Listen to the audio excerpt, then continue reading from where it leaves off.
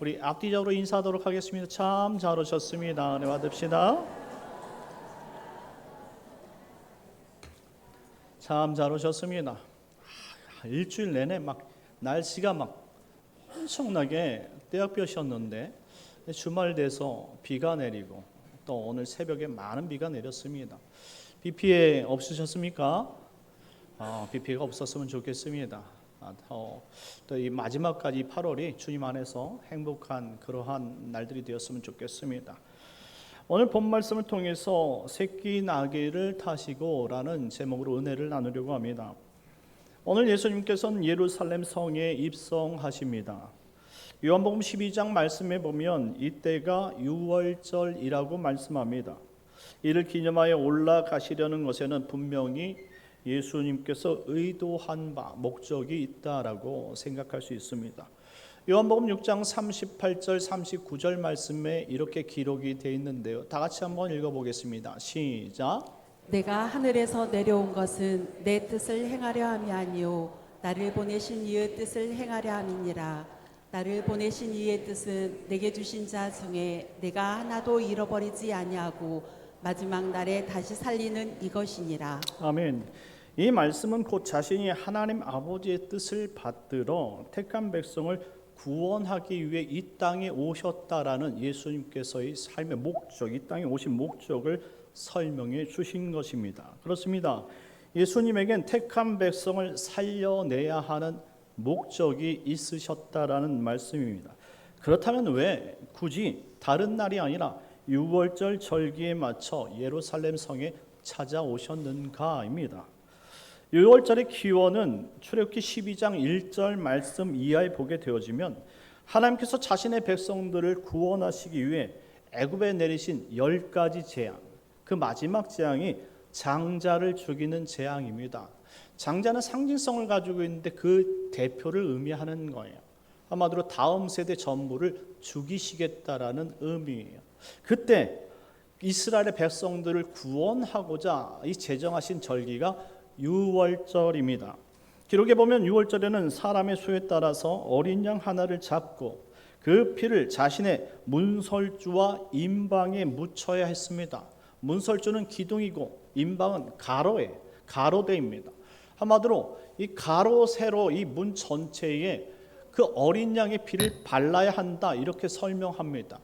자, 그렇다면 이 문이 상징하는 메시지가 있지 않겠습니까? 그것은 바로 사람의 마음을 뜻하는 거예요. 사람 마음 전체에 예수의 피를 발라야 한다. 그리고 예수의 생명이 있어야 한다. 이렇게 설명하는 것이죠. 그리고 어린 양의 고기는 빠짐없이 내장과 몸통을 온 가족이 함께 불에 구워 먹도록 했습니다. 한마디로 이 내장과 몸통을 먹는다라는 것을 예수님 어린 양을 그 안으로 모셔드려야 한다라는 의미를 가지고 있습니다. 만일 이 어린 양이 예수 그리스도를 상징한다면 예수 그리스도의 피 그리고 예수 그리스도의 모든 생명을 우리 안으로 모셔드릴 때 그것이 바로 유월절 어린 양의 개념과 맞닥뜨리게 된다라는 말이에요. 자, 그렇다고 생각해 보면 예수를 믿는다는 것 그것은 우리의 생각과 이성으로만 우리가 예수를 따르는 것이 아니라 예수를 마음속으로 전인격적으로 받아들이고 그분이 행하신 모든 것들을 따라서 살 수 있는 삶의 자세를 갖는 것까지 예수를 믿는다라고 말씀하는 것입니다. 그럴 때 이 어린 양의 피, 곧 생명의 피가 그들의 생명을 빼앗으려는 죽음의 사자의 심판으로부터 그들을 구원하시도록 허락하신 절기가 된다는 말씀입니다. 그런 절기에 예수님께서 친히 예루살렘으로 올라가신다는 것은 첫 인류의 조상 아담이 죄로 인해서 심판받아야 하는 그 자리에 하나님께서 그를 살리기 위해 다른 한 짐승을 잡았 그리고 그것을 죽인 후에 가죽 옷을 입히셨던 것처럼 그래서 다른 생명을 주셨던 것처럼 아브라함에게 어린 양으로 이삭의 생명을 대신하여 하나님의 은혜가 무엇인지 가르쳐 주었던 것처럼 모세 시대 자신의 택한 백성들을 애굽에서 구원하시려고 장자를 죽이는 그 날에 어린 양을 대신 죽여 생명을 대신하게 하신 것처럼 친히 이 땅에 어린 양으로 자신이 택한 그 백성들을 구원하시기 위해 오신 날이라는 사실을 가르쳐 주고 있다라는 말이에요. 그 날이 바로 유월절이라는 말씀입니다. 그런데 그 어린 양의 영광스러운 이 예루살렘 성의 입성은 세상에 자신을 치적하는 이 자랑하는 요란한 개선 장군의 그런 행렬과 입성과는 달랐다라는 사실을 오늘 본문이 보여주고 있는 것입니다. 1절, 2절 본문 말씀 다 같이 읽겠습니다. 시작. 그들이 예루살렘에 가까이 와서 감람산 벳바게와 베다니에 이르렀을 때 예수께서 제자 중 둘을 보내시며 이르시되 너희는 맞은편 마을로 가라. 그리로 들어가면 곧 아직 아무도 타보지 않는 나귀 새끼가 매어 있는 것을 보리니 풀어 끌고 오라. 아멘. 베다니에서 예루살렘까지 거리는 직선으로 약 3km입니다. 그리고 도로를 따라서 걷는다면 약 5km 정도의 거리라고 생각하면 됩니다. 이 정도는 평상시 예수님께서 제자들과 담소를 나누면서 매일 걷던 편안한 거리였습니다. 그리고 더한 거리도 예수님은 제자들과 함께 어느 곳이든 다 걸어서 다니셨다라는 사실을 우리가 생각해 볼 때에 왜 이와 같이 가까운 거리임에도 불구하고 나귀 새끼를 끌어다가 그것을 타고 입성하시려고 했는가입니다. 여기엔 두 가지 목적이 있었습니다. 첫째는 선지자의 예언을 성취하기 위해서라는 사실을 알 수 있습니다. 자, 스가랴서 9장 9절 말씀인데요. 우리 다 같이 한번 읽겠습니다. 시작. 시온에 따라 크게 기뻐할지어다. 예루살렘에 따라 즐거이 부를지어다. 보라, 내 왕이 내게 임하시나니 그는 공의로우시며 구원을 베푸시며 겸손하여서 나귀를 타시나니 나귀의 작은 것 곧 나귀 새끼니라. 아멘. 이미 하나님께서는 선지자들 통해서 예루살렘의 구원에 대해서 은혜가 있을 것이라는 선포를 몇 차례 걸쳐서 했던 것이죠. 그런데 대표적 스가랴 선지자는 예루살렘의 구원이 공의로우시며 겸손하시며 나귀 곧 나귀 새끼를 타고 메시아의 구원이 이루어질 것이라는 특별한 예언을 했던 것입니다. 그렇다면 지금 예수님께서 새끼 나귀를 타시려고 하시는 것은 하나님께서 오래전 이스라엘 백성들을 구원하시게 선포했던 그 예언, 특별히 스가랴 선지자를 통한 이 예언, 메시아의 구원이 성취되고 있다는 사실을 보여주시기 위함이라는 사실을 알 수 있습니다. 예수님께서 행하시는 모든 것들은 오늘 우리가 요한복음 6장 38절 39절에서 읽었던 것처럼 하나님의 뜻대로 진행되어진 상황이라는 것을 알 수가 있죠. 그 가운데 오늘 예수님께서 나귀 곧 새끼 나귀를 타시려고 하는 것도 그냥 의미 없이 타는 것이 아니라 이 땅에 이 약속되어진 메시아가 누구인지를 확인시켜주는 장면이라는 것을 알 수 있습니다. 둘째는 예수님은 세상을 힘으로 다스리는 세상의 군주가 아니란 사실이에요. 오히려 겸손하고 세상을 하나님의 말씀과 사랑으로 통치하시기 위해 이 땅에 오신 하나님의 아들, 겸손의 왕, 메시아라는 사실을 보여주기 위해서라는 말씀입니다. 세상에선 전쟁에서 승리한 장군이 모든 것을 차지하는 1인 독재 체제를 갖습니다. 그리고 그 나라의 법이 세상의 모든 나라와 민족과 사람들을 다스리는 법이며 생활 양식이 되는 것입니다. 그런데 우리 예수님께서는 그런 분이 아니라는 사실을 보여주고 있다는 말씀이죠. 펜이 칼보다 강하다라는 문장이 있습니다. 이건 역설이죠. 세상을 바꾸는 것은 세상 권력과 세상 방법이 아니란 말이에요. 하나님께서 보내시는 그리스도이시며 그분을 따르는 삶의 방식이 바로 세상을 바꾸는 방식이고 방법이라는 사실을 보여주고 있다는 말씀입니다. 그때 제자들은 예수님의 말씀대로 이 벳박에 묶여있던 어린 나귀 새끼를 데리고 옵니다. 4절, 5절, 6절 말씀 다 같이 읽겠습니다. 시작. 제자들이 가서 본즉 나귀 새끼가 문 앞 거리에 매어 있는지라. 그것을 보니 거기 서 있는 사람 중 어떤 이들이 이르되 나귀 새끼를 풀어 무엇 하려느냐 하매 제자들이 예수께서 이르신 대로 말한대 이에 허락하는지라. 아멘. 제자들은 예수님께서 이르신 대로 벳박의 새끼 나귀 주인에게 찾아갔습니다. 그리고 예수님께서 이르신 대로 3절 말씀 하반절 말씀에 보니까 주가 쓰시겠다 하라 그러면 줄 것이다 라는 표현대로 주님께서 쓰실 것이다 라고 말씀한 것입니다. 그때 그 새끼 주인이 제자들에게 허락했다라는 말이에요. 우리로선 가장 믿기 어려운 그런 상황인데요. 이와 같은 방식으로 나귀 새끼를 빌려달라며 순순히 그 나귀를 풀어줄 수 있는 주인이 있을까 이 말입니다. 여러분 같으면 그 당시 나귀는 그 사람의 전부이고 재산입니다. 특별히 나귀는 교통수단이기도 하지만 그리고 이것을 통해서 그 모든 재물을 벌어들일 수 있는 수단이기도 해요. 그러니 얼마나 나귀가 귀했겠습니까? 그 나귀 한 마리가 그 집안의 가장 값진 보물이었다 이 말이에요. 그걸 쉽게 줄 수 있겠느냐 이 말입니다. 여러분 같으면 이 부분은 세상 사람들이 그래서 가장 이해하기 어려운 부분인 거예요. 왜냐하면 나귀는 매우 귀중한 사람들에게 있어서 중요한 보물과 같은 것이기 때문입니다. 그런데 이 본문의 핵심은 세상의 방식이 아닌 하나님의 말씀에 순종하는 사람들에게 역시 세상 역시 순종하게 된다는 사실을 보여주고 있는 맥락입니다. 한마디로 우리가 세상이 원하는 그러한 질서 그리고 그와 같은 방법이 아니더라도 믿음의 방법은 통한다는 사실을 가르쳐주고 있어요. 한마디로 말씀의 방식대로 살고 주의 뜻대로 사는 것은 우리가 생각할 때 이성과 방법으로는 도저히 이것이 아닌 것 같은데 이와 같이 살아서는 도저히 살 수 없을 것 같은데 하나님께서는 그 말씀대로 순종하고 사는 사람들에게 길을 열어주신다라는 메시지가 담겨있는 줄 믿으시기 바랍니다.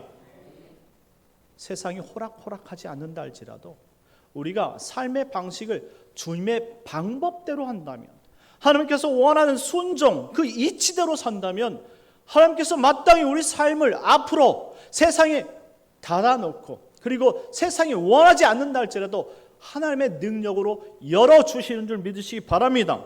비록 21세기를 살아가는 우리들에게도 이와 같은 방식이 먹힌다라는 사실을 가르쳐주고 있어요. 많은 사람들이 예수를 믿으면서 착각하는 것들이 있습니다. 신앙과 삶의 방식은 다르다라고 말입니다. 삶을 열심히 살아야 돼요. 그 누구보다도 열심히 때론 독하게 살아야 돈을 벌고 그것을 통해서 또 하나님께 영광을 돌릴 수 있다라고 생각합니다. 그런데 그것은 하나만 알고 둘을 알지 못하는 법칙입니다. 그리스도인은 신앙과 삶이 당연히 일치할 때 하나님의 능력이 임한다는 사실을 오늘 예수님께서 증명시켜 주신 것이에요. 그렇지 않다면 예수님께서도 분명히 이 땅을 오셨을 때 자신의 목적을 이루기 위해서 편법을 사용하셨겠지요. 그런데 예수님은 편법을 사용하시지 않았어요. 전공법이라고 말하지요. 하나님께서 주신 그 세상의 법, 하나님께서 주신 그 법을 가지고 세상의 법을 이긴 모습을 보여주신 것이다 이 말입니다. 그리스도인들도 떳떳이 진리를 부여잡고 믿음으로 살면 이 땅이 충분히 잘 살 수 있다는 사실을 보여주신 것이라는 말씀입니다. 내 생각이 아닌 주님께서 말씀하신 대로 순종의 삶을 배울 때에 순종의 역사를 통해서 하나님의 은혜가 세상에 꽉꽉 잠근 그 자물쇠가 있을지라도 하나님의 놀라운 능력이 그 자물쇠를 풀어버리고 하나님께서 주시는 귀한 인생과 그 목적을 이룰 수 있다는 사실을 믿으시기 바랍니다. 이제 제자들은 예수님께서 말씀하신 대로 나귀 새끼를 데려와 예수님의 개선 행렬을 만들기 시작합니다. 먼저 자신의 겉옷을 안장으로 얹히고 겸손의 왕으로 입성하시려는 예수님의 행렬을 준비한 것입니다. 7절, 8절 말씀 다 같이 읽겠습니다. 시작. 나귀 새끼를 예수께로 끌고 와서 자기들의 겉옷을 그 위에 얹어 놓음에 예수께서 타시니 많은 사람들은 자기들의 겉옷을 또 다른 이들은 들에서 벤 나뭇가지를 길에 펴며 아멘. 제자들은 자신들의 겉옷을 나귀 새끼 안장으로 삼았습니다. 예수님의 영광스러운 입성을 준비하신 것이죠. 예수님을 따르던 백성들은 그들의 겉옷을 벗었어요. 그리고 길 위에 놓고 하얀 카펫을 만들어 놓았습니다. 이것은 이 개선 장군, 한마디로 전쟁에서 승리하고 돌아온 그 입성과 정반대되는 모습을 보여주고 있는 거예요. 그리고 사람들은 자신들이 꺾은 종려나무 가지를 흔들면서 외치기 시작했습니다. 호산나! 주님의 이름으로 오시는 주여, 가장 높은 곳에서 호산나라고 외쳤던 거예요. 호산나. 9절 10절 말씀 다 같이 읽겠습니다. 시작. 앞에서 가고 뒤에서 따르는 자들이 소리 지르되 호산나 찬송하리로다. 주의 이름으로 오시는 이여 찬송하리로다. 오는 우리 조상 다윗의 나라여 가장 높은 곳에서 호산나 하더라. 아멘. 호산나. 이 호산나라는 단어는 히브리어 호시아나를 음역한 단어예요. 호산나, 호시아나. 이것은 시편 118편 25절 말씀의 문장인데요. 주여 우리를 구원하옵소서라는 문장이 호시아나입니다. 자, 이 호시아나를 외칠 때, 호산나라고 외칠 때 주님 우리를 구원해 달라는 메시지를 목청껏 모든 사람들이 외치기 시작했습니다. 환호성이 펼쳐지기 시작했죠. 예수님께서 새끼 나귀를 타고 입성하실 때 그 모습은 여느 때의 개선 장군이 백마를 타고 그리고 피 묻은 망토를 입고 그리고 자신이 쌓은 업적 전리품을 막 끌고 들어오고 군사들이 정말로 다쳐서 정말 힘들지만 용맹스럽게 들어온 그 모습과는 완전히 다른 모습을 보여주고 있었던 거예요. 예수님께서 나귀 새끼를 끌고 들어갑니다. 사람들은 외치기 시작하는 거예요. 그들 가운데 어떤 이는 10절 말씀처럼 우리 조상 다윗의 나라여 가장 높은 곳에서 호산나 하더라 라고 외치기 시작했습니다. 다윗의 나라는 어떤 나라입니까? 이스라엘 역사 가운데 가장 부강했던 나라가 다윗의 나라입니다. 특별히 영적으로 가장 행복한 시대였음을 생각하고 그렇게 외치기도 하였지만 어떤 사람들은 물리적으로 가장 부강하고 힘있던 나라로 돌아갈 것을 염원하면서 외치기 시작했다라는 것을 알 수가 있습니다. 그런데 당시 사람들이 거리마다 가지고 나온 나뭇가지를 살펴볼 필요가 있습니다. 그들의 손에 쥔 나뭇가지가 어떤 나뭇가지인 줄 아십니까? 어떤 나뭇가지입니까? 종려나뭇가지였어요. 왜 이들은 종려나무 가지를 다 하나같이 똑같이 꺾어서 들고 그것을 흔들었을까요? 학자들은 예루살렘 주변에 종려나무만 있었다고 말하지 않습니다. 특별히 참나무, 영양, 수풀, 올리브나무 등 많은 나무들이 있었음에도 불구하고 유독 이스라엘 백성들은 종려나무의 가지만 꺾어서 그것을 예수님 가는 길에 흔들면서 호산나 우리를 구원해달라고 외쳤다라는 말씀을 우리가 집중해서 살펴볼 필요가 있다라는 것입니다. 왜 그랬을까요? 이 종려나무는 역사적으로 민족 해방, 정치적 승리의 상징을 뜻하는 가지였기 때문입니다. 한마디로 그들은 역사 속에서 이 종려나무가 어떤 의미인지를 알고 있었다라는 말입니다.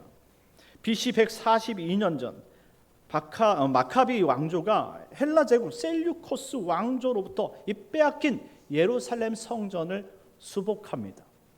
그때 백성들이 종려나무 가지를 흔들어 빼앗긴 성전 수복을 환영했다라고 마카비서에 기록이 되어 있습니다.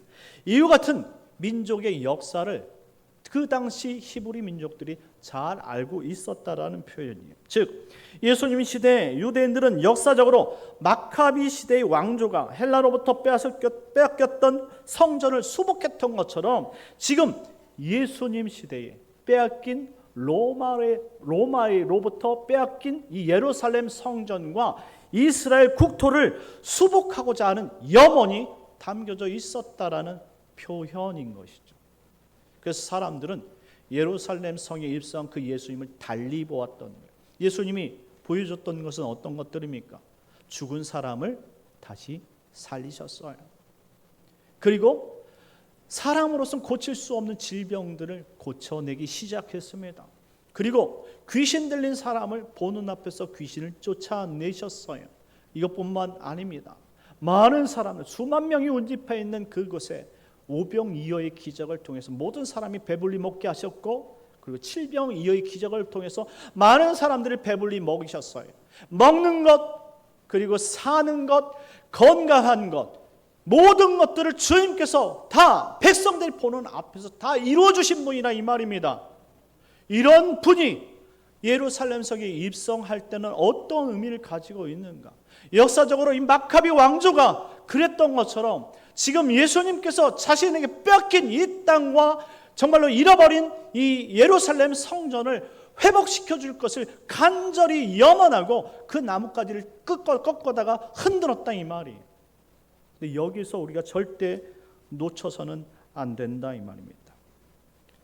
지금 예수님께서 예루살렘 성에 입성할 때에 순수하게 예수님을 메시아로 따르는 자들이 있었는가 반면에 이 나뭇가지를 꺾어서 흔들고 환영했던 이 예루살렘의 인파의 대부분이 정치적으로 오신 예수님을 바랬던 것을 알 수 있다 이 말이에요.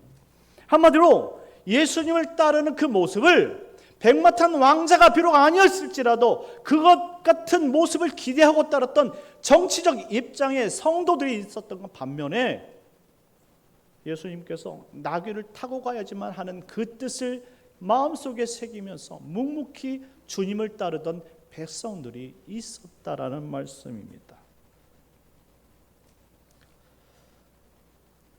이와 같은 사실이 먼 며칠 지나지 않아서 그들에게 예수님을 쫓았던 그 목적이 사라지자 그들이 예수님을 배반하는 장면이 등장합니다.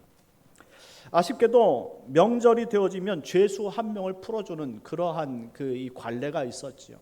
예수님은 이렇게 화려하게 입성했지만 많은 사람들이 아는 대로 예수님은 로마 군병에 잡혀서 포로가 됩니다. 죄수가 돼버려요. 그때 이 예수님께서 마카비 왕조처럼 그때 예루살렘 성전을 수복시킬 것이라는 꿈을 가졌던 사람들은 예수님께 등을 돌리고 말았어요. 그리고 나서 그 당시 로마 군인을 살해해서 정말로 이 살인 누명을 살인 죄를 쓰고 그리고 이제 형의 집행만을 기다리고 있었던 바라바라는 죄수가 있었는데 이 관례대로 그 둘 중에 하나를 살리고자 할 때에 백성들이 누구를 선택하게 됩니까? 바로 살인자 바라바를 선택하게 됩니다. 이는 예수님께 대한 그 기대가 예수님께서 로마 군병이 포로로 잡히자마자 그 기대가 꺾였다 이 말이에요. 예수님처럼 연약한 모습으로 죄인이 되어져서 그 안에 있는 것을 사람들은 바라지 않았다 이 말입니다. 자신들의 생각이 다르자 예수님을 언제든지 버릴 수 있었던 사람들이 바로 이스라엘 사람이었던 것이죠. 예수님께서 로마군에 붙잡히셨을 때의 백성들의 실망은 이만저만이 아니었던 것입니다. 그들은 권세를 가진 강력한 메시아, 자신들을 다스릴 그러한 힘 있는 메시아가 올 것을 기대했었는데 그렇게 쉽게 그 로마 군병들에게 붙잡혀서 십자가에 달려 죽을 것에 대해서 생각하지 않았었다 이 말입니다. 그러니 지금 예수님께서 입성하실 그때에 많은 사람들이 다른 목적을 가지고 예수님을 따랐다라는 것을 우리에게 보여주는 것이죠. 여러분들은 왜 예수님을 따르시려고 하는 겁니까? 여러분의 목적을, 삶의 목적을 이루고 윤택한 삶을 살기 위해서 예수님을 따르시는 겁니까? 아니면 주님의 길을 따르기 위해서 지금 예수님을 묵묵히 따르려고 하는 것입니까? 이사야서 53장 5절 6절 말씀을 다 같이 읽도록 하겠습니다. 시작. 그가 찔림은 우리의 허물 때문이요 그가 상함은 우리의 죄악 때문이라. 그가 징계를 받음으로 우리는 평화를 누리고 그가 채찍에 맞음으로 우리는 나음을 받았도다. 우리는 다 양 같아서 그릇 행하여 각기 제 길로 갔거늘 여호와께서는 우리 모두의 죄악을 그에게 담당시키셨도다. 아멘. 예수님께서 백마가 아닌 새끼 나귀를 타신 이유가 여기에 있는 것이죠. 세상의 군주는 자기를 돋보이고 자신의 방식을 세상에 알려서 자신의 뜻을 따르라 라고 말하겠지만 예수님께서는 자신의 희생을 통해서 자신의 택한 백성들을 구원시키고자 이 땅에 오셨다라는 말씀입니다. 그래서 예수님은 백마가 없어서 백마를 안 탄 것이 아니에요. 백마를 탈 이유가 없으셨던 거죠. 예수님은 오히려 나귀, 그것도 새끼 나귀를 타고 그 입성하시면서 자신이 택한 백성들을 구원하시기 위해 십자가로 올라가셨던 것입니다. 우리가 예수님을 따르는 이유는 세상의 번영과 화려함을 위해서 따르는 것이 절대 아니라는 것을 꼭 기억했으면 좋겠습니다. 오히려 예수님을 따를 때에 세상의 번영과 환영을 위해서 우리가 그냥 말로 세상의 부귀 영화를 위해서 따르는 사람들은 결국 예수님의 모습에 여러분들은 뒤도르고 예수님을 부인하고 말 것이에요. 하지만 예수님께서 이루신 목적을 우리가 안다면 우리가 그의 삶의 목적을 우리가 이해하고 주님께서 우리에게 생명을 주시려고 오신 것처럼 우리 역시 그 생명을 바쳐 주님을 따르기로 결심할 때에 하나님께서 이 땅에 오신 그 목적이 우리를 통해서 이루어지게 되는 줄 믿으시기 바랍니다. 말씀을 맺겠습니다. 사랑하는 성도 여러분, 우리가 따라야 하는 삶은 세상의 방식의 삶이 아니에요. 영화로운 삶이 아니라 비록 그 자리가 그 아무도 이해하고 그리고 따르지 않는다 할지라도 하나님의 방식을 통해서 우리는 하나님의 영광의 길을 묵묵히 걸어가야 되는 바로 하나님의 백성들인 줄 믿으시기 바랍니다. 교회는 여러분의 욕망을 이루시기 위해 예수님께서 이 땅에 오셨다는 사실을 강조하고 가르치는 것이 아닙니다. 교회는 여러분의 영원한 생명을 위해 예수님께서 십자가를 짊어지심으로 말미암아 여러분들이 죽어서 심판받고 지옥 가야 될 그런 생명이었지만 주님께서 그것을 미리 아시고 여러분을 택하여 구원에 이르도록 친히 2000년 전에 십자가를 짊어지 대신 죽음에 이르신 분이라는 사실을 가르쳐 주는 것입니다. 그렇다면 예수님께서 우리에게 보여주신 그 십자가의 길을 너도 따라오라고 말씀하신다면 우리는 어떤 길을 선택하여 걸어가야겠습니까? 세상이 원하는 세상의 방식입니까? 아니면 오늘도 주님께서 낮은 자의 입장에서 하나님께서 원하시는 그 방법으로 하나님의 뜻대로 살아가는 방식이겠습니까? 여러분들은 어떤 방식으로 오늘을 살아가시려고 합니까?